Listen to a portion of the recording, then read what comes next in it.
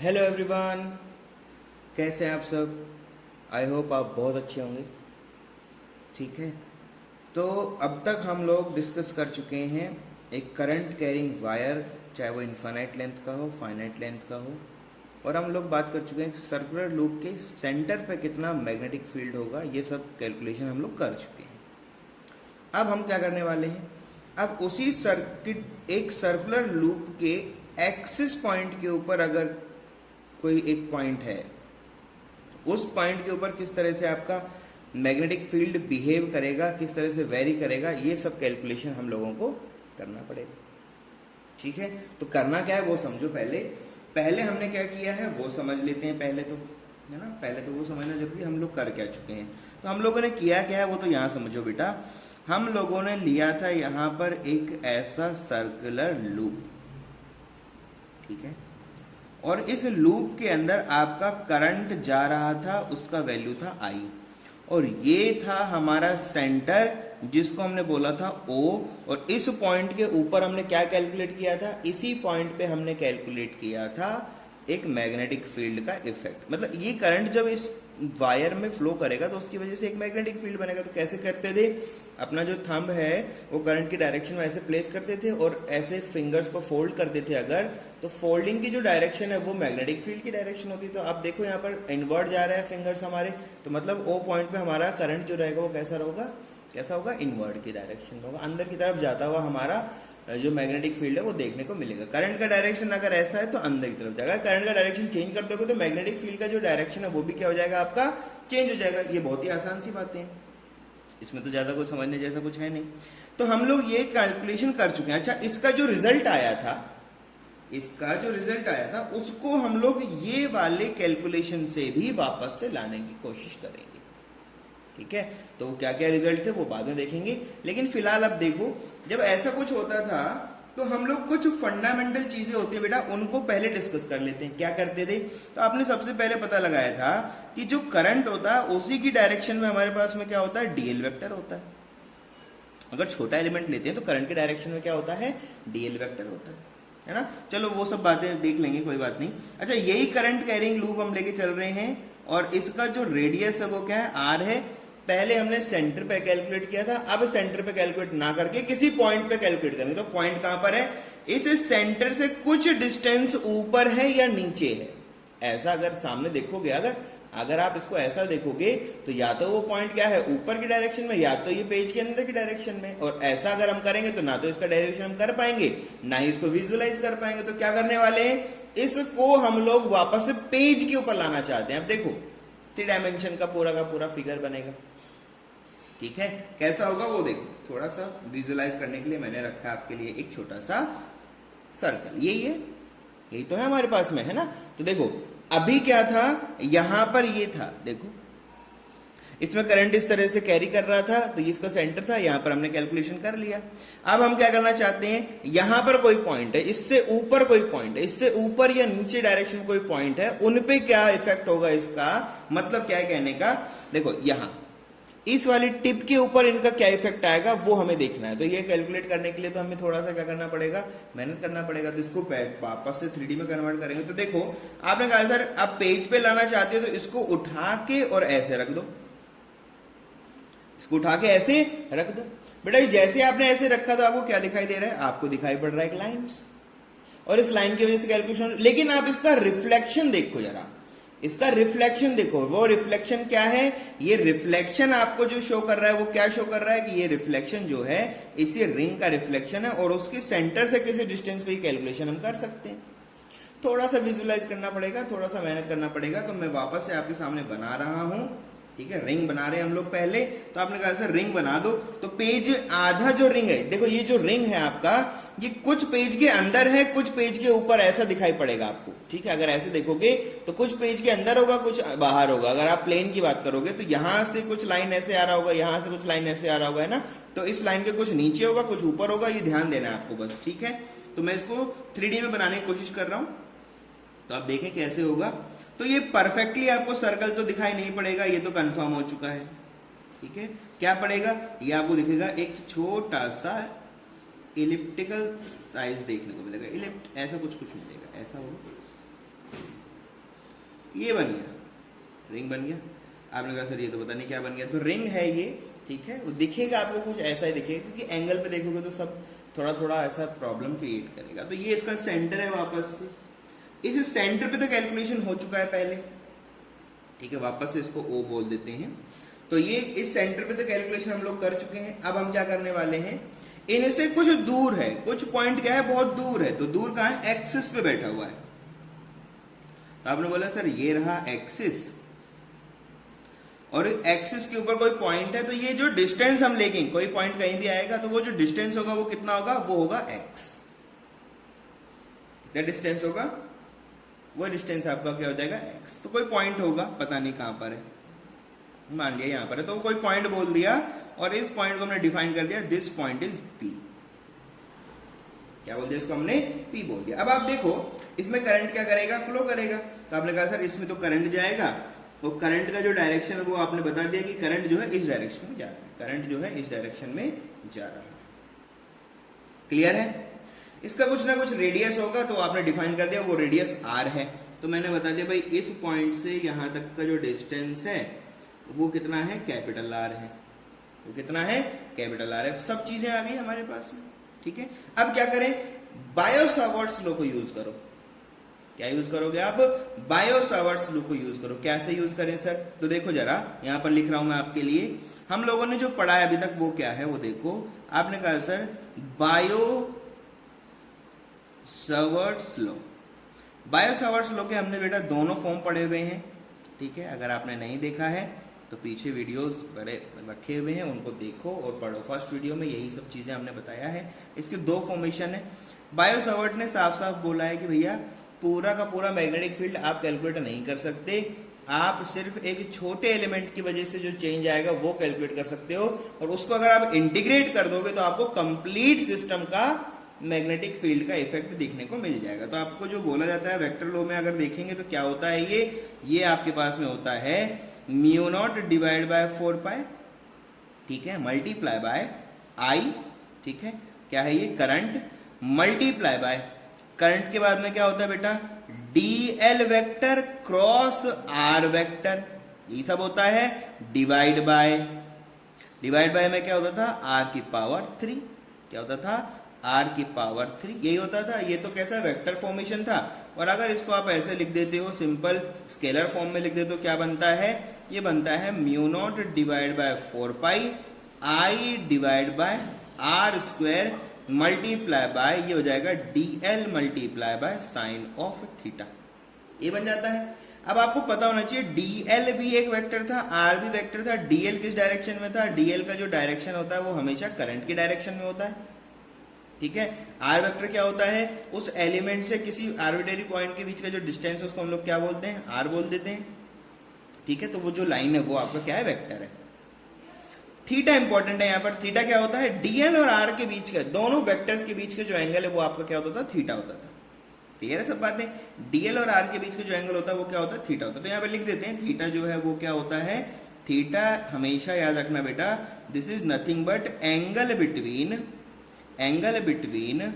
dl vector and r vector, ये हमें पता है। अब इससे एक रिजल्ट आता है। अब आप देखो जरा, ये आपके सामने क्या है, ये क्रॉस प्रोडक्ट है, ये क्या है, एक क्रॉस प्रोडक्ट है। और अगर ये क्रॉस प्रोडक्ट है तो यहां से क्या पता चलेगा, यहां से पता चलेगा कि जो ये db है, ये db जो है ये परपेंडिकुलर है, किसके परपेंडिकुलर है, dl वेक्टर के। और दूसरा पता लगेगा ये जो db है ये परपेंडिकुलर है किसके, r वेक्टर के। इन दोनों की परपेंडिकुलर हमेशा आएगा, ठीक है। db वेक्टर, जो वेक्टर की बात कर रहे हो ना, क्यों बात कर रहे हो, क्योंकि ये क्रॉस प्रोडक्ट है। क्रॉस प्रोडक्ट हमेशा, क्रॉस प्रोडक्ट का जो रिजल्टेंट होता है वो हमेशा अपने फादर या पेरेंट, अपने जो पेरेंट वेक्टर होते हैं उनके हमेशा क्या होता है, परपेंडिकुलर होता है। भाई एक आता है ना यहाँ पर लगा देते हो आप एक समथिंग बोल देते हो, भाई आई कैप, जे कैप, के कैप, कुछ ना कुछ आएगा तो एन कैप यूज करते हो आप लोग, ठीक है। वेक्टर में आपने पढ़ा होगा। तो ये रिजल्टेंट आ गया। रिजल्टेंट क्या आ गया कि जो भी आपका मैग्नेटिक फील्ड होगा, ठीक है, जो भी मैग्नेटिक फील्ड होगा वो हमेशा परपेंडिकुलर होगा किसके, dl के। और जो भी आपका मैग्नेटिक फील्ड होगा वो परपेंडिकुलर होगा किसके, आर के। इन दोनों के ये क्या होना चाहिए, परपेंडिकुलर होना चाहिए। ये हमारा रिजल्ट होता है बायो सावर्ट्स लॉ में हमने पता लगाया। क्यों होता है, क्योंकि ये जो चीज आप लिख रहे हो ये सिर्फ और सिर्फ किसके लिए है, ये वेक्टर प्रोडक्ट के लिए है, जिसको आप लोग क्या बोलते हो, क्रॉस प्रोडक्ट बोलते हो। तो क्रॉस प्रोडक्ट के रिजल्टेंट रिजल्ट जो होते हैं वो हमेशा अपने पेरेंट वेक्टर्स के क्या होते हैं, परपेंडिकुलर होते हैं। मतलब अगर हम यहाँ पर बात करें, ये हमारा कोई डीएल है और अगर यहाँ पर मेरे पास में कोई आर है, ये अगर डीएल है, ये अगर आर है, तो इनके परपेंडिकुलर कौन आएगा मेरे पास में, इनके परपेंडिकुलर आउट होगा या तो क्या होगा, इन होगा, दोनों में से कुछ ना कुछ होगा। तो परपेंडिकुलर आउट मेरे पास क्या आएगा, परपेंडिकुलर आउट हमारे पास में आ जाएगा डीबी का वैल्यू। ठीक है, तो बायो सावर्ट ने ये बातें बोली, हमने इसको पता लगा लिया। बायो सावर्ट ने जो बातें हमसे बोली हैं उसको हमने पता लगा लिया। चलो ये थोड़ा सा फैल गया है इंक, कोई बात नहीं, इंक विंक तो फैलता रहेगा, ऐसे ही चलेगा जिंदगी। ठीक है, तो चलो अभी तो फिलहाल हम लोग यहाँ पर बैठे रहे, तुम्हें कोई इशू तो नहीं है किसी को। ठीक है, अगर होगा तो आप कमेंट्स में बता देंगे। तो दिख रहा है ना, म्यू नॉट डिवाइड बाय 4 पाई, कोई प्रॉब्लम नहीं। गुड, वेरी गुड, बढ़िया। तो अब आपने कहा कि सर अब क्या करें, भाई देखो बायो सावर्ट ने साफ साफ बोल दिया कि आपको ये जो चीज़ है ये एलिमेंट होना चाहिए। तो एलिमेंट आपको यहाँ लेना पड़ेगा, यहाँ भी लेना पड़ेगा, बहुत सारे एलिमेंट आप ले सकते हो, उसमें कोई प्रॉब्लम नहीं है। ध्यान जो देना है वो क्या है, डीएल वेक्टर। डीएल वेक्टर हमेशा क्या होगा बेटा, इन द डायरेक्शन ऑफ, हमेशा याद रखना, इन द डायरेक्शन ऑफ किसके होगा, करंट होगा, किसके होगा, करंट के होगा। तो आपने कहा सर अगर यहाँ पर आप कोई वेक्टर, यहाँ छोटा एलिमेंट ले लेते हो तो उस कंडीशन में जो डीएल वेक्टर होगा वो कहां पर होगा, बाहर ऐसे जाता हुआ होगा, इसका इफेक्ट यहाँ पर आएगा। यहां पर जब आप जाओगे तो ऐसे नहीं होगा, ये थोड़ा सा ऐसे आपको बनाना पड़ेगा।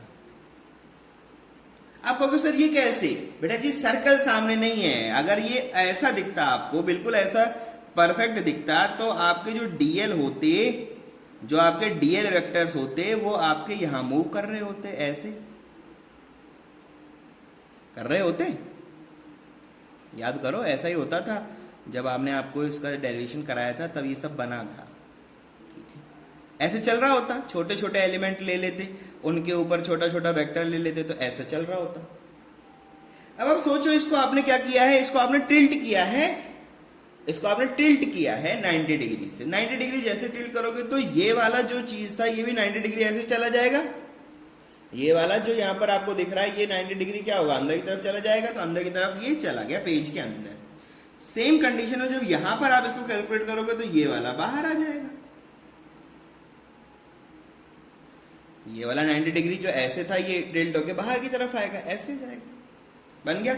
यहां पे बना सकते हो, गंदा करने से कोई मतलब नहीं है, इतना काफी है। ठीक है, बहुत सारे हो सकते हैं एलिमेंट, इसमें कोई दिक्कत नहीं। अब होता क्या था, उस छोटे एलिमेंट को अगर पी पॉइंट से आप मैच करा दो तो आपको क्या मिल जाता था, आपको मिल जाता था आर, छोटू आर। ये वाला छोटू आर चाहिए ना, ये छोटू आर चाहिए, तो छोटू आर चाहिए तो यहां से आ जाओ, और यहां से आपने कहा सर इसको यहां मैच कर दो, इनको यहां पर आपने क्या कर दिया, मैच कर दिया। ठीक है, ये क्या है आपका स्मॉल आर। सिमिलर केस में यहां भी होगा, सिमिलर केस में आपका यहां भी देखने को मिलेगा। तो ये हो गया हमारे पास में, ये भी क्या है आपका स्मॉल आर। ठीक है, एंगल होंगे, अब ये एंगल बन रहा है कोई ना कोई प्लेन के साथ में, तो आपने बोल दिया ये जो ऊपर एंगल है ये कितना है, अल्फा है, और नीचे वाला जो एंगल है ये भी कितना है आपका, अल्फा है। कोई बोल सकते हैं, इसमें कोई प्रॉब्लम नहीं है हमको, अल्फा अल्फा एंगल। आपने कहा सर सेम कैसे, अरे ये टॉप मोस्ट पे है, ये बॉटम मोस्ट पे, और किसी भी पॉइंट से अगर यहाँ बनाओगे तो अल्फा एंगल के साथ में अगर टेंजेंट है, किसी पॉइंट से आप अगर सर्किल के किसी भी पॉइंट के ऊपर टेंजेंट निकालोगे तो वो सेम एंगल के ऊपर जाएगा। हॉरिजॉन्टल से वो एंगल हमेशा क्या रहेगा, सेम रहेगा, इसमें तो कोई इश्यू है नहीं। ठीक है, बढ़िया। इतना सब कैलकुलेशन तो हमने कर लिया, ये सब तो हम जानते थे, बहुत आसानी से हो भी गया। अब जो बात आती है वो इंपॉर्टेंट है। क्या बात आती है सर, बेटा जी हमें मैग्नीट्यूड तो पता है कि मैग्नीट्यूड इतना होगा, मैग्नीट्यूड तो हमें पता चल गया कि मैग्नीट्यूड का जो वैल्यू होगा वो कुछ कुछ इतना होगा, ये तो हमें पता है। अब बात जो आती है वो आती है डायरेक्शन क्या होगा। बात जो आती है वो क्या है कि डायरेक्शन क्या होगा। तो जब डायरेक्शन की बातें आप करोगे तो आपको थोड़ा सा ध्यान देना है, कैसे देना है। तो आपने कहा सर डायरेक्शन निकालना तो मुझे आता है, राइट हैंड थंब रूल से मैं इसकी डायरेक्शन कैलकुलेट कर सकता हूँ, कोई इशू नहीं है मुझे इसके अंदर। तो ये तो बहुत अच्छी बात है, आप कर सकते हो।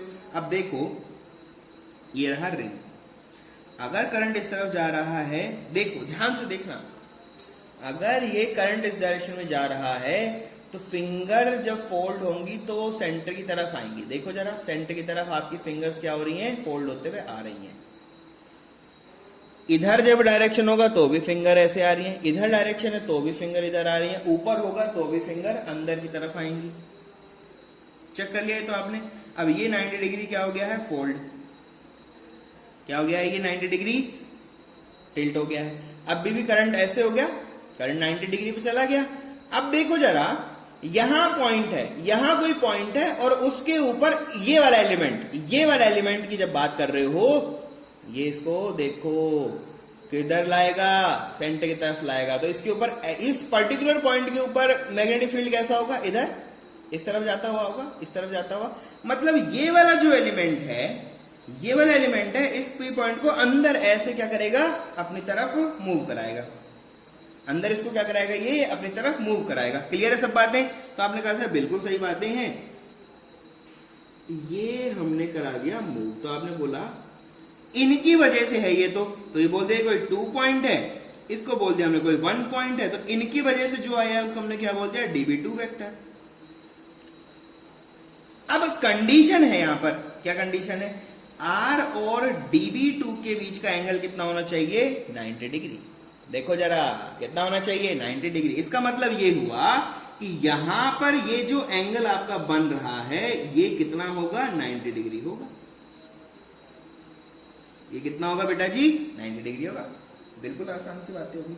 अब आओ दूसरी तरफ, ये रहा, उस तरफ चले गए आप, ये गया, अंगूठा नीचे की तरफ हो गया ना। अभी फिर से देखो, पॉइंट पी के ऊपर मैंने इसको टिल्ट किया उंगलियों को, तो क्या हुआ, नीचे की तरफ ऐसे, इधर तरफ से ये क्या करेगा, अपनी तरफ पुल करेगा, इसको करेगा पुल। तो जैसे ये इस तरह से पुल करेगा तो आपने कहा सर अब एक और वैल्यू आएगा और वो होगा यहां पर, और उसका वैल्यू कितना हो जाएगा, ये हो गया सर dB2, सॉरी 1 है, सॉरी 1 ऊपर हो गया 2, तो कितना हो गया, dB1। कितना हो गया, dB1। अच्छा, ये वाला जो आया है ये अपने R के साथ में क्या बनाएगा, 90 डिग्री। इसका मतलब क्या हुआ, ये वाला जो एंगल है ये भी आपका कैसा है, 90 डिग्री। क्लियर सब बातें, गुड। अब आओ छोटू, अब आएगा मजा। कैसे आएगा सर, देखो सिंपल सी बात है। अगर मैं आपसे बोलूं ये एंगल कितना है और अगर मैं आपसे पूछूं ये एंगल कितना है, तो आप कैलकुलेट कर सकते हो। आपने कहा सर बहुत आसान है, ये यहां से यहां तक का एंगल 90 डिग्री है, ये वाला एंगल 90 डिग्री है, ये अल्फा है, तो ये बचा हुआ कितना हो जाएगा, 90 - 2 अल्फा। कितना हो जाएगा, 90 - 2 अल्फा। सिमिलर ये वाला एंगल यहां पर, यहां से लेकर ये एंगल 90, ये अल्फा, तो बचा हुआ कितना हो जाएगा, 90 - 2 अल्फा। कोई इशू नहीं। अब क्योंकि dB वेक्टर इस प्लेन के साथ में किसी एंगल पे है, आपको वो सब कैलकुलेशन करना पड़ेगा। आप चाहो तो 90 - अल्फा से कर लो, नहीं तो उसको थोड़ा सा आप चेंज कर सकते हो। कैसे करें सर चेंज, वो थोड़ा सा आसान काम है, उसको आप लोग बड़े आसानी से कर सकते हो, कोई प्रॉब्लम उसमें नहीं होना चाहिए। कैसे करें, तो आपने कहा सर देखो बहुत आसान है, एक प्लेन ले लो। ये कोई प्लेन ले लिया मैंने, जरूर नहीं है पी पॉइंट पर टच करेंगे, ठीक है, टच करते तो बहुत अच्छी बात है ना। और ये वाला एंगल कैलकुलेट कर लो। कैसे करें सर कैलकुलेट, बहुत आसान है बेटा। कोई भी जो प्लेन होगा वो अपने रेस्पेक्टिव प्लेन के साथ 90 डिग्री पे होगा। ये 90 - 2 अल्फा है, ये अल्फा है, मैंने बोल दिया ये वैल्यू क्या है आपका, बोल दिया ये बीटा है, और बीटा का वैल्यू पता लगा लेता हूं मैं। बीटा का वैल्यू पता लगा लेता हूं, कैसे पता लगाएं, तो आपने कहा सर देखो beta plus 90 - 2 alpha plus alpha is equal to कितना होना चाहिए, 90 डिग्री। तो बीटा का वैल्यू कितना आ जाएगा, 90 - अल्फा - 90 प्लस 2 अल्फा, यही होगा। तो बीटा का वैल्यू कितना हो गया छोटू, बीटा का वैल्यू हो गया अल्फा। बीटा का वैल्यू कितना आ गया आपके पास में, अल्फा। तो बीटा का जो मैग्नीट्यूड होगा वो किसके इक्विवेलेंट होगा, अल्फा के बराबर होगा। मतलब जो भी एंगल यहां से बनेगा वो इसका यहाँ पे आएगा। तो यहाँ पर भी ये वैल्यू आ जाएगा, ये भी कितना होगा, beta which is equals to alpha. Calculate कर लिया हमने, यहाँ पर लिख दिया। ये सब चीजें हैं। अब डीबी की वैल्यू हमारे पास में है, थीटा चाहिए, तो आपको पता होना चाहिए डीएलआर। समझो चीजों को, बहुत इंपॉर्टेंट है, बहुत इंपॉर्टेंट है। ये रहा बेटा जी डीएल, दिख रहा है, ये रहा आपके पास में डीएल। जा रहा है बाहर भाई, टेंजेंट बनाते हुए हो जाएगा ना। और यहां इसको आपने क्या किया है, इसको मीट कराया है किसी दूसरे पॉइंट के बीच में। इनका एंगल चाहिए, देखो जरा एंगल कितना है 90 डिग्री। ये टेंजेंट है, ये भी टेंजेंट है, दोनों टेंजेंट है, किसी पॉइंट से आया है, खचाक खचाक दोनों तरफ क्या होगा 90 डिग्री। कितना हो जाएगा 90 डिग्री। तो ये वाली जो चीज है ये है आपका थीटा, और ये है कितना फिलहाल 90 डिग्री। नहीं समझ में आ रहा, वापस से समझो, वापस समझो, बहुत इंपॉर्टेंट है ये सब चीजें। अगर आप सीख जाते हो बहुत अच्छा होगा आपके लिए। ये रहा हमारे पास में, ऐसे समझो, ऐसे नहीं, ऐसे समझो। ये है डीएल, ये है डीएल, चोंच उधर कर दो यार, ये है डीएल। अब इस पॉइंट से आपने क्या किया है, इस पॉइंट से आपने टच किया है, यहां पर सेंटर पे टच करा दिया ना, सेंटर पे आपने क्या करा दिया, टच करा दिया। अब आपको देखना है इन दोनों के बीच का एंगल, तो इन दोनों को उठा के देख लो कितना है 90 डिग्री।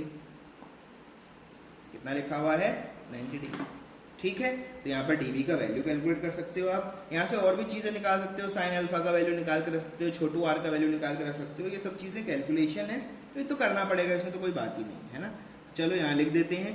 सबसे पहले पता लगा लेते हैं साइन अल्फा का वैल्यू कितना होगा। तो साइन अल्फा यहां से देख सकते हो आप, कोई प्रॉब्लम नहीं है, ठीक है। तो क्या होता है, ठीक है, साइन अल्फा होता क्या है, ये होता है परपेंडिकुलर डिवाइड बाय हाइपोटेनस, ये होता है। तो परपेंडिकुलर कौन है, एंगल के सामने वाला R divide by this value. तो आपने लिख दिया, तो सर जी हो जाएगा कैपिटल आर डिवाइड बाय छोटू आर, ये होगा। और अगर यहां से आप देखो छोटू आर का वैल्यू कैलकुलेट करो, तो छोटू आर क्या होगा, R square plus X square का अंडर रूट, ये होगा। तो आपने लिख दिया सर ये हो जाएगा R square plus X square का जो अंडर रूट होगा वही किसके इक्विवेलेंट होगा, आर के इक्विवेलेंट होगा। तो ये छोटी छोटी कैलकुलेशन है, मैंने कर ली, बायो सावर्ट्स लॉ है, यहाँ पर लिख दिया। अच्छा यहाँ पर थीटा चाहिए होता है, तो ये थीटा का वैल्यू हम लोग 90 ला चुके हैं, ठीक है। तो नेक्स्ट पेज पे मूव करते हैं और बढ़िया से इसको आगे डिराइव करते हैं, है ना, आगे इसको डिराइव करते हैं। तो कैसे करें, तो आपने कहा सर देखिए अभी अभी हमने पता लगाया कि देखो समझो चीजों को, समझना इंपॉर्टेंट है। वापस आ जाओ, ये डीबी किसी एंगल पे है, तो इसके क्या होंगे, कंपोनेंट ब्रेक होंगे। तो कंपोनेंट ब्रेक कर दो पहले, तो कंपोनेंट क्या कर दोगे, ब्रेक कर दोगे। तो कैसे करोगे, तो आपने कहा सर देखिए ये कोई पॉइंट है जिसको हमने बोला है P, और इनसे इस डायरेक्शन में जाता हुआ हमारे पास में कौन है, ये है सर जी dB2, और नीचे की डायरेक्शन में यहां पर आता हुआ वैल्यू कितना है, ये वैल्यू है हमारे पास में dB1, क्लियर है। और एंगल की अगर बात करते हो तो ये रहा हमारा वो प्लेन जो हमने अभी भी बनाया था, और ये जो प्लेन है इनका यहां जो एंगल है वो कितना है अल्फा, और यहां पर जो एंगल है वो भी कितना है अल्फा, दोनों अल्फा एंगल है।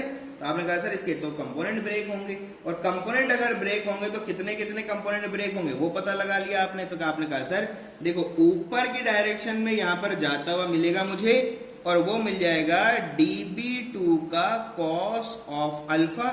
सिमिलर डायरेक्शन नीचे की तरफ आता हुआ मिलेगा मुझे सर, और वो कितना हो जाएगा dB1 का cos ऑफ अल्फा। आपने कहा सर एक हॉरिजॉन्टल कंपोनेंट भी आएगा और इधर हो जाएगा, और एक वैल्यू बनेगा dB2 का साइन ऑफ अल्फा, और इसका नीचे वाला ये वाले छोटू का भी एक हॉरिजॉन्टल कंपोनेंट आएगा, और वो कितना हो जाएगा dB1 साइन ऑफ अल्फा। यही सब तो बनेगा। अब बात आती है कि ये dB1 dB2 अलग अलग है क्या, नहीं। आप बोल सकते हो, आपको पता होना चाहिए कि dB1 इज इक्वल्स टू कितना होगा, dB2 which is equals to dB, which is equals to dB। क्यों ऐसा बोल रहे हो? बिकॉज ऑफ सिमेट्रिकल, क्या है ये, सिमेट्रिकल सिस्टम। सिमेट्रिकल सिस्टम कैसा है, सर्कुलर। कैसा है, सर्कुलर। तो दोनों वैल्यू क्या होंगी आपकी, सेम ही होंगी। दोनों की दोनों जो वैल्यूज आएंगे हमारे पास वो कैसे होंगी, सेम होंगी। क्लियर है सब बातें? तो जैसे ही आपने ये बात बताया कि सिमेट्रिकल सिस्टम है, तो आप यहां से एक कंक्लूजन दे सकते हो। क्या कंक्लूजन दे सकते हो? तो आप बोल सकते हो कि जो भी हमारे कोसाइन कंपोनेंट्स होंगे, cosine component of each element will be cancelled out by opposite. देखो एक के सामने दूसरा होगा ना भाई, इनके सामने यहां पर एक था तो वो वाले ने क्या किया है, अपने अपोजिट वाले की वजह से कैंसिल आउट कर दिया है। Cancel out by opposite element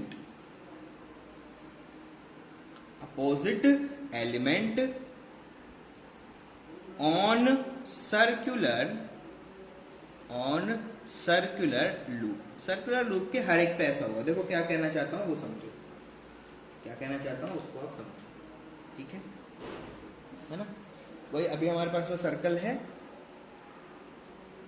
देखो ये रहा, यहां पर एक एलिमेंट लिया, ये वाला उसको कैंसिल आउट करेगा, ये वाला अपने अपोजिट करेगा, ये वाला अपने अपोजिट करेगा। ऐसे हर एक एलिमेंट अपने अपोजिट वाले की कॉस कंपोनेंट क्या कर देगा, कैंसिल आउट कर देगा। तो बचेगा क्या हमारे पास में, साइन कंपोनेंट। तो आप यहां पर इस बात को भी लिख दो। क्या लिखोगे आप? कहोगे sir net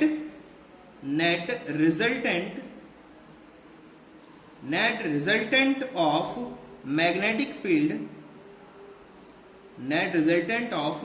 magnetic field due to circular loop will be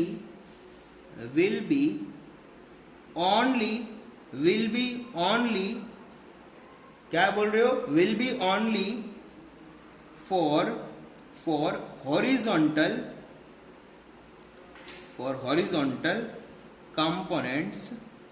components of magnetic field। ये सब चीजें हमें पता होना चाहिए, ठीक है? तो ये हमारे पास बना, ये सब चीजें हमारे पास में बन गया। तो अब देखो आपने कहा सर नेट रिजल्टेंट किसकी वजह से होगा, हॉरिजॉन्टल कंपोनेंट की वजह से। इसका मतलब ये है कि अगर आपको नेट वैल्यू चाहिए तो आपको ये सारे के सारे छोटे छोटे हॉरिजॉन्टल कंपोनेंट क्या करने पड़ेंगे, ऐड करने पड़ेंगे। तो आपने कहा सर इंटीग्रेशन कर दो। किसका इंटीग्रेशन कर दूं? आपने कहा सर डीबी साइन अल्फा का। किसका इंटीग्रेशन कर दो सर? डीबी साइन अल्फा का। कहां से कहां तक कर दूं, लिमिट भी तो चाहिए। तो आपने कहा सर लिमिट देना पड़ेगा। कहां से कहां तक कर दो? 0 से लेंथ। तो लेंथ कितना होता है सर्कल का, 2 पाई आर। कितना होता है, 0 से 2 पाई आर तक इसका पूरा का पूरा कैलकुलेशन आप कर डालो। तो आपने कहा सर डीबी का वैल्यू पुट कर देते हैं, बिल्कुल करना पड़ेगा। तो क्या लिखोगे? आपने कहा सर ये हो जाएगा इंटीग्रेशन डीबी। डीबी क्या होता है बेटा, म्यू नॉट डिवाइड बाई, यहां वेक्टर नहीं रखना है, स्केलर रखना है, क्योंकि वेक्टर में तो फिर हम रख नहीं पाएंगे ना। क्या रखना है, mu not divide by 4 pi multiply by I divide by छोटू R square multiply by DL multiply by sine of theta. ये तो डीबी का वैल्यू हो गया, और हमारे पास बाहर कौन है, साइन अल्फा। यही तो है। ये थीटा चाहिए, तो थीटा कितना था, 90 डिग्री। 90 डिग्री रखोगे तो सिर्फ क्या बचेगा? आपने कहा सर क्योंकि थीटा का वैल्यू तो कितना है, 90 degree. Angle between DL and R, DL और आर के बीच का एंगल कितना है, 90 डिग्री। तो आपने कहा सर हमारे पास आ गया bn, और bn आ गया मेरे पास integration mu not divide by 4 pi multiply by I divide by R square multiply by DL multiply by sine alpha. बेटा साइन अल्फा का वैल्यू भी हम कैलकुलेट कर चुके हैं, कितना था, capital R by R, value रख दो उसको भी। आपने कहा सर ये बनेगा mu not divide by 4 pi multiply by I divide by छोटू R square multiply by DL, और साइन अल्फा का वैल्यू है capital R divide by small R. यही होगा। देखो जरा हर चीज कांस्टेंट है, यहां पर सबकी सब बाहर आ जाएंगे, डीएल का इंटीग्रेशन होगा, एल होगा, ठीक है। तो आपने लिखा कि B N is equals to mu not divide by 4 pi बाहर, आई डिवाइड बाय आर, और आर कितना हो जाएगा आर क्यूब, और आई के साथ कौन आ जाएगा कैपिटल आर, इंटीग्रेशन किसका हो जाएगा डीएन। कहां से कहां तक हो रहा है इंटीग्रेशन, लिमिट भी देना चाहिए था हमें, लिमिट हमें लिखना चाहिए था। तो लिमिट कितना था बेटा, लिमिट था मेरे पास 0 से लेकर 2 पाई आर, ठीक है। यहां भी है 0 से लेकर कितना हो जाएगा वैल्यू 2 पाई आर। सिमिलर यहां भी क्या है 0 से लेकर वैल्यू कितना है मेरे पास में 2 पाई आर। एक साथ भी लिख सकते हो आप चाहो तो वैल्यू कितना है मेरे पास में 2 पाई आर, ठीक है। सॉल्व कर सकते हो आप इसको आप चाहो तो क्या कर सकते हो, सॉल्व कर सकते हो। तो क्या बनेगा, आपने कहा सर डीएल का छोटू एल बनेगा, लिमिट पुट कर देंगे तो कितना बनेगा मेरे पास, बनेगा mu not divide by 4 pi, ये हो गया I multiply by R divide by R की पावर 3 मल्टीप्लाई बाय छोटू एल, और लिमिट जा रहा है 0 से लेकर 2 पाई आर। वैल्यू पुट कर दो, वैल्यू को फटाफट क्या कर दोगे आप, पुट कर दोगे। तो ये करो, आओ वैल्यूज पुट करो, ठीक है। तो वैल्यू पुट करोगे तो एल का वैल्यू कितना हो जाएगा 2 पाई आर। तो आपके पास में आ गया net resultant is equals to mu not divide by 4 pi, value हो गया मेरे पास में बेटा I multiply by R divide by R की power 3 multiply by 2 pi R. 2 pi से 4 पाई को खत्म कर दो, आर को इससे मल्टीप्लाई कर दो, और रिजल्ट को आगे एक्सटेंड कर लो। जैसे एक्सटेंड करोगे क्या मिलेगा आपको, आपको मिलेगा B N is equals to mu not divide by 4 pi multiply by, अच्छा कैंसिल आउट करना था इसको, तो चलो अगले स्टेप में कर देंगे, I multiply by R square divide by R की पावर 3, ठीक है। चलो बी एन आ गया, बी एन हो गया, ये कैंसिल आउट हो जाएगा तो बचेगा सिर्फ 2 बचेगा नीचे, ठीक है। तो mu not I multiply by R square divide by 2 R की पावर 3, छोटू आर का वैल्यू भी है, पुट कर दो। तो वैल्यू आ जाएगा मेरे पास B N is equals to mu not divide by 2, कितना हो गया म्यू नॉट डिवाइड बाय 2, ठीक है। मल्टीप्लाई में क्या है I multiply by R square divide by R की पावर 3, तो आर का वैल्यू कितना है root of R square plus X square, तो क्या है R square plus X square की पावर हाफ है मेरे पास, तो 3 ऊपर है तो कितना हो जाएगा 3/2, कितना हो जाएगा 3/2। सिंपल है, सिंपल है। ये जो सामने रिजल्ट आपके पास में आया है ये आपका स्टैंडर्ड रिजल्ट है, किसी भी वैल्यू के लिए आप लोग इसको यूज कर सकते हो। x का वैल्यू पुट करते चले जाओ और आपका bn का वैल्यू किस तरह से चेंज करेगा इसका मैग्नीट्यूड फाइंड आउट करते चले जाओ, कोई प्रॉब्लम नहीं है। वैल्यू किसमें होगा हमेशा टेस्ला में, ये तो आपको पता ही है। वैल्यूज हमेशा किसमें होंगे, वैल्यूज हमेशा आपके पास जो आएंगे वो किसमें आएंगे बेटा टेस्ला में। तो ये हमारा बहुत इंपॉर्टेंट रिजल्ट आया है, x का वैल्यू पुट करते जाओ वैल्यू आता जाएगा। ये सिंगल रिंग के लिए है, किसके लिए है ये सिंगल रिंग, मतलब एक रिंग है। तो अब आपसे कोई पूछ बैठे if n rings are there, n rings are there, n rings are there, n ring की वजह से क्या हो जाएगा, तो आपने कहा सर bn का वैल्यू में कुछ भी नहीं करना बेटा, उन n टर्म्स को मल्टीप्लाई कर दो। तो क्या हो जाएगा mu not I multiply by R square divide by 2 multiply by R square plus X square की पावर 3 डिवाइड बाय 2, ठीक है। ये हो गया। तो ये है एन रिंग्स अगर आ जाती हैं तो हम लोग इसको यूज कर सकते हैं बड़े आसानी से। सिंपल है, जितना रिंग बोलता जाएगा आप उसको मल्टीप्लाई करते चले जाओ, ठीक है। तो जेई वेई के अंदर ये सब चीजें आती रहती हैं, बोल देता है कि 50 रिंग है जिनका रेडियस आर है, वो कहीं पर रखे हुए हैं, एक के ऊपर एक रख दिया है और एक्सिस के ऊपर 5 सेंटीमीटर दूर कोई दूसरा पॉइंट है जिसके ऊपर आपको कैलकुलेशन करना है, तो वो सब आप कैलकुलेट यहाँ से कर सकते हो, कोई इसमें इश्यू नहीं। मैंने आपसे कहा था कि मैं आपको बताऊंगा कि सेंटर पे कैसे कैलकुलेट करें, तो अगर मैं इसी के अंदर यहीं पर कर देता हूं मैं, ठीक है, काफी जगह बचा हुआ है, इसको यूज कर लेते हैं, ठीक है। तो आप बोला at centre of circular loop, circular loop के सेंटर पे कैसे पता लगाएं, तो आपने कहा सेंटर के ऊपर x का वैल्यू कितना हो जाएगा 0। सेंटर सर्कुलर लूप के सेंटर पे क्या हो जाएगा, x का वैल्यू 0 हो जाएगा। अरे सिंपल सी बात है यार, यहां कोई डिस्टेंस था, सेंटर पे आओगे तो यहां पर पहुंच जाओगे ना, यहीं पहुंच जाओगे इस पॉइंट पे, तो इस पॉइंट पे पहुंच जाओगे, x का वैल्यू कितना हो जाएगा 0, सेंटर पे आ गए आप। जैसे सेंटर पे आप पहुंचोगे तो आपको देखने को मिलेगा x का वैल्यू 0, तो x का वैल्यू यहां 0 पुट करो तो ये तो खत्म हो गया, r स्क्वायर 3/2, तो 2 से 2 कैंसिल, क्यूब हो गया, और ये वाला क्यूब इसको कैंसिल आउट कर देगा, तो बचेगा क्या, सिर्फ r। तो म्यू नॉट कितना बचेगा बेटा, ये बचेगा, सॉरी bn कितना बचेगा, mu naught i divide by 2r,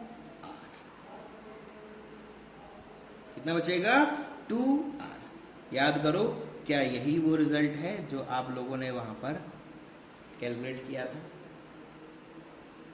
ठीक है, समझ रहे चीज को। अब देखो n अगर हाफ हो जाए, मतलब पूरा टर्न नहीं है, पूरा का पूरा टर्न नहीं हो पाया, तो n का वैल्यू क्या कर दोगे, हाफ आ जाएगा 4, क्वार्टर हो जाएगा तो 1/4 आ जाएगा 1/8। तो सिंपल है यार, हर चीज को यहां से आप कैलकुलेट कर सकते हो, कोई प्रॉब्लम इसमें नहीं। समझ रहे चीजों को। यहां एक बहुत इंपॉर्टेंट सी बात आपको समझना है, ठीक है, यहाँ एक बहुत इंपॉर्टेंट छोटा सा बात आपको समझना है। क्या समझना है वो देखो, अगर आप यहाँ पर एक रिंग लेते हो तो वो पूछेगा आपको, बताओ कि इसका डायरेक्शन किस तरह से होता है। रिंग है, अभी गोल नहीं है ये, अभी भी थोड़ा सा हमने बनाया है, क्यों, क्योंकि 3 डायमेंशन है, एकदम सर्कल नहीं बना रहे हम लोग, ठीक है। सेंटर है, तो सेंटर, इसके सेंटर होगा तो इससे क्या होगा, इससे इधर भी इसका एक एक्सिस पास करेगा और पीछे की तरफ भी एक्सिस पास करेगा। तो इस एक्सिस पे अगर कोई भी पॉइंट होगा, इस एक्सिस पे अगर कभी भी कोई भी पॉइंट होगा, तो ध्यान रखना वो करंट के अकॉर्डिंग क्या करेगा, मूव करेगा, मतलब एक ही डायरेक्शन होगा। ऐसा नहीं कि यहां पर रखा हुआ पॉइंट इधर आएगा, इधर वाला इधर आ जाएगा, नहीं। आप बताओगे डायरेक्शन ऑफ करंट, तो आपने बताया ये डायरेक्शन ऑफ करंट है, तो आपने यहां पर पुट किया, मतलब अंदर की तरफ हमारा क्या आएगा, ऐसा रखा, अंदर की तरफ हमारे क्या होंगे, फोल्ड होगी फिंगर्स, मतलब अंदर सेंटर की तरफ आपका सिस्टम आएगा। तो आप देखो यहां तो आपने बोल दिया कि ये डायरेक्शन किसका है, बी वेक्टर का। अब यहां पर पूछेगा तो आप बोलोगे सर इधर कितना होगा, इधर अंदर नहीं होगा भाई, ये ऐसा नहीं हो सकता ना कि एक ही लूप 2 तरह के मैग्नेटिक फील्ड जनरेट कर दे, है ना। तो वो एक तरफ डायरेक्शन होगा तो ये पूरा इस तरह से मूव करेगा, मतलब यहां जब आप देखोगे इस पॉइंट के उस तरफ जाओगे तो भी ये वैल्यू ऐसे ही मूव करेगा। समझ रहे हो। अगर करंट का डायरेक्शन आपने चेंज कर दिया तो ये भी क्या हो जाएगा, रिवर्स हो जाएगा। तो इसका ग्राफ बनाया जा सकता है, इसका ग्राफ बहुत इंपॉर्टेंट होता है, ठीक है। तो इसका ग्राफ अगर आपसे पूछ लेता है कभी, ठीक है, तो मैं बता देता हूं आपको ग्राफ क्या होगा, ठीक है, बोल दिया मैंने। ये कोई ग्राफ बनाना है, किस किस के बीच बनेगा सर ग्राफ, ये इंपॉर्टेंट है। तो बनेगा किसके बीच में, x चेंज करोगे और x के चेंज होने पर यहां क्या चेंज होगा, b चेंज होगा। x के चेंज होने पर यहां पर क्या चेंज होगा, b का चेंज होगा, ये तो होगा। अब आप देखो एक पॉइंट ऐसा होगा जो मैक्सिमम होगा, तो मैक्सिमम कहां पर होगा, सेंटर पे। कहां पर होगा, सेंटर पे। तो मतलब 0 जब होगा, x का वैल्यू जब 0 होगा तो ये वैल्यू क्या होगा, मैक्सिमम। और इधर जाओगे तो भी ये डिक्रीज होगा, इधर जाओगे तो भी डिक्रीज होगा। तो ये डिक्रीज कैसे होगा, आपने कहा सर सेम ही फंडामेंटल से डिक्रीज होगा, यहां भी ऐसे डिक्रीज होगा, यहां भी ऐसे डिक्रीज होगा।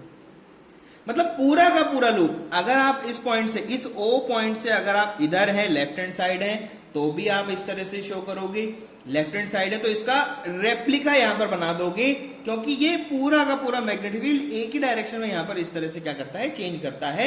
ऐसा नहीं होगा कि यहां सर अंदर आ रहा था इधर भी अंदर आ जाएगा, नहीं, वो नहीं हो पाएगा। आप चेक करके देख लो, आप इसको चेक करके देख लो भाई। यहां पर रखोगे तो अंदर ऐसे जाएगा ना, तो ऐसे पूरे में ही अंदर तक जाएगा, पूरा बहुत दूर तक भी रहेगा तो भी ऐसे अंदर जाएगा। समझ रहे हो? तो ये थोड़ा सा कंसेप्ट है इसके अंदर। तो आपसे ये क्वेश्चन आ सकता है, तो ये ध्यान रखना जब भी आप इसकी बात करोगे।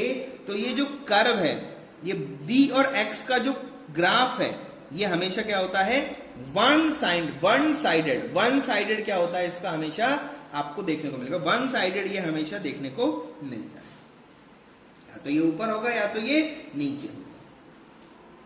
ठीक है, तो ये आपको ध्यान रखना, या तो ये ऊपर होगा या तो ये क्या होगा, नीचे होगा।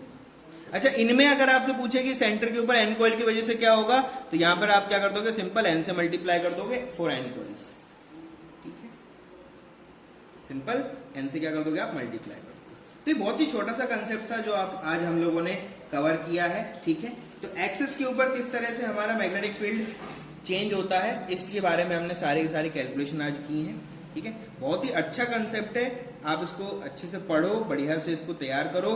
हर तरह से आपको तैयार होना चाहिए। ये पता होना चाहिए आपको कि एन अगर टर्न्स हो जाए तो क्या चेंज होगा, सिंपल अगर मेरे पास में सिंगल टर्न हो तो क्या चेंज होगा, हर तरह की बातें आपको पता होना चाहिए। सब कुछ आपको हमेशा याद रहना चाहिए। ठीक है, तो ये एक बहुत ही छोटा कंसेप्ट था। नए कंसेप्ट के साथ नेक्स्ट लेक्चर में मिलेंगे। तब तक के लिए stay safe, stay blessed. Thank you very much. पढ़ते रहो और आगे बढ़ते रहो। Thank you very much.